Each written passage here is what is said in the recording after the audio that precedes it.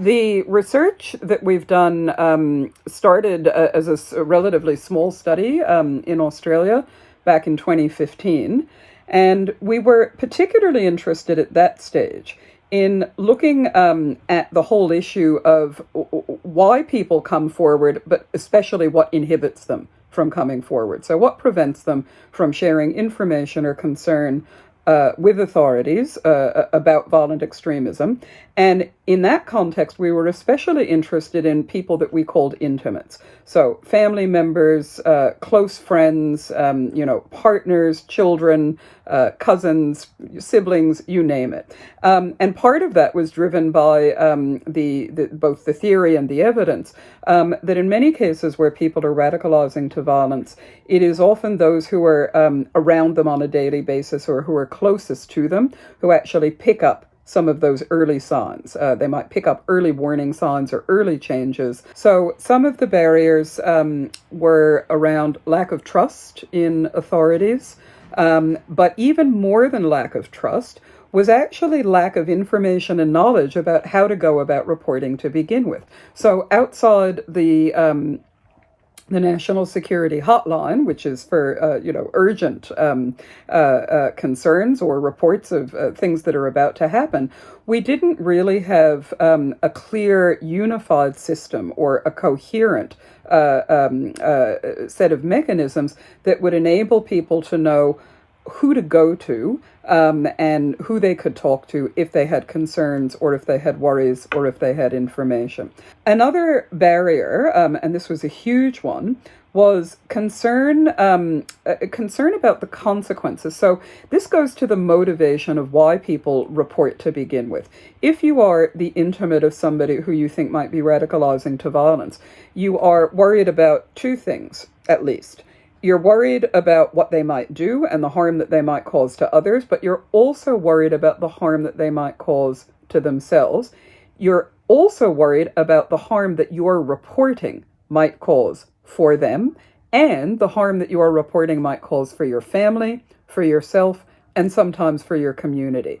And on top of that, you put the way in which the emotional or the psychological experience of reporting, it's very isolating. If you're reporting on a family member, if your family is one of your key resources for support and for coping, you can't share that information with the rest of the family. A further potential barrier has to do with the modes that people choose to report by. We had assumed that most people would want to report with at least a little distance between them and the person that they were talking to. So whether that was going to be online reporting or reporting by telephone, we had assumed that anonymity would be quite important, partly to avoid some of the impacts and consequences for somebody being seen as a rat, or a dauber. But actually, it turned out that hypothesis was completely wrong. And the overwhelming evidence, not only in Australia, but in the UK replication study, really bore that out. People overwhelmingly wanted face-to-face reporting. And they wanted face-to-face reporting for a couple of very critical reasons. Number one, it was really about trust. They wanted to be able to basically see the whites of the eyes of the people that they were talking to. They wanted to establish whether they thought the person that they were going to share this incredibly difficult information, incredibly sensitive information about somebody that they were close to could be trusted. Were they going to be accountable? And of course, in a face-to-face encounter, you have the benefit. You can read body language, you can read facial expression, you get a feel for how that person is responding to you in a way that you can't over the telephone and most certainly not online. So accountability and trustworthiness were really important. Another important feature in face-to-face reporting turned out to be the desire to maintain some locus of control. So one of the really interesting dynamics about reporting is that up until you share your information, you are completely in control of it. Yeah, you're completely in control of what you disclose and also how much you disclose, when you disclose it, and who you disclose it to. But the minute you share it, you lose control. You completely lose control of that information.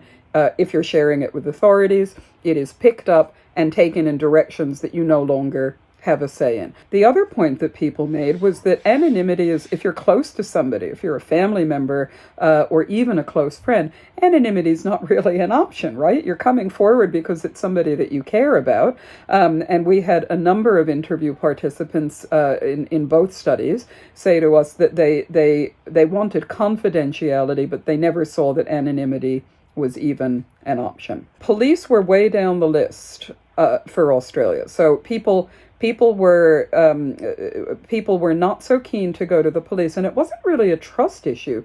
It was that they said, well, what would the police know? They're not specialists in terrorism, right? They deal with homicides, they deal with rapes, with robberies, with traffic tickets. A lot of people said they know what to do about traffic, but they're not necessarily going to understand what we're talking about. Now, that was not the same in the UK. In the UK, there was a very significant majority of our participants said they would have no hesitation going to their local police once they'd exhausted those other options. And I think that there's been a bit of a contrast because the UK has invested an awful lot in community policing and in local policing in recent times. And I have to say that I think that came through. Our results also stress the importance of having different channels for people to come forward to and ensuring that the civil society channels are absolutely robust, are well known, and are trusted. So people's first instinct is to go to a civil society person or organization to be able to talk confidentially about their concerns. That then raises the issue of the interface between those civil society individuals or organizations and law enforcement, and what does it mean to encourage people themselves to be able to think, well, now I've got some good advice or I've got some meaningful information through my civil society networks. What do I want to do now? Do I need to go and share this with the authorities? And that's really a complex area. What about a mother, for example, who is concerned about a kid watching YouTube videos promoting radical ideas? So should this mother go to the police? Should this mother go to a civil society organization? And in your study, did you find that there are different types of episodes and concerning behaviors that would be reported to different institutions? What people see is one thing. How people interpret what they see is another. So the threshold for going to authorities with this kind of information is very high.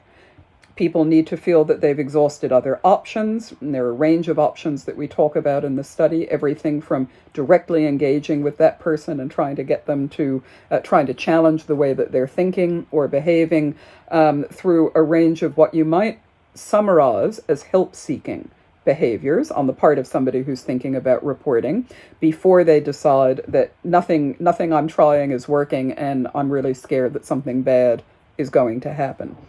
And so to a certain extent, the thresholds that people are going to adopt are about how they weigh up and how they balance the existing harm or threat and the new harm or threat that they think reporting might actually involve them in. And this is why it's so important that we get reporting right. The other thing that we found is that when people see the kind of behavior changes that the literature tells us can signal early signs of somebody radicalizing to violence, that they're often not interpreting those things in that way. People close will find a range of other explanatory frameworks for behavior changes or for attitude changes.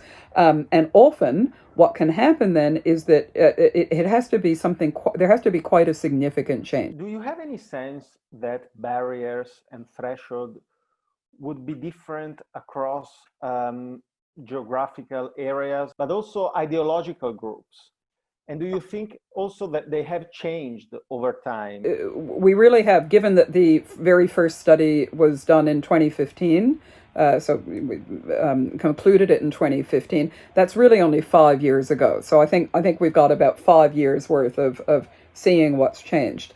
One of the things, of course, that has changed significantly is that we now face multiple vectors of threat in terms of violent extremism. As we've seen, there's been quite a significant escalation in the capacity and mobilization from right-wing extremism in a number of places around the world, including Australia and the UK. What's been going on in the UK probably for a bit longer.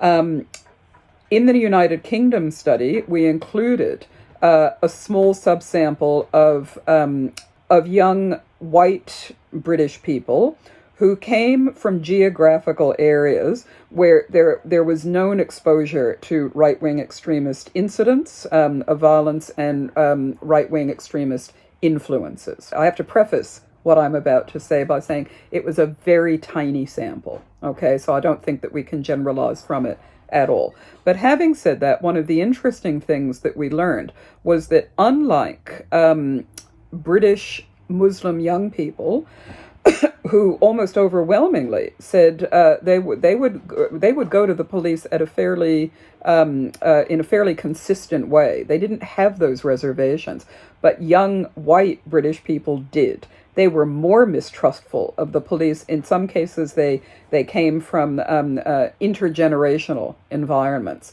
where distrust or even hatred of police had been quite a long-standing feature in the community. So I think that for us, it wasn't so much about the ideology, but it was more to do with the cultural and political dynamics of particular areas, and that relates to demographics as well. That particular finding has been replicated in other studies outside the sphere of violent extremism that actually find that Muslim members of diasporas, while they may have some uneasiness about institutions and authorities, by and large are prepared to make use of those when they think that they need to and want them to deliver good things. Whereas the kind of mistrust spilling into hatred, for example, of law enforcement that we encountered in that small sample in the United Kingdom was really telling a different story.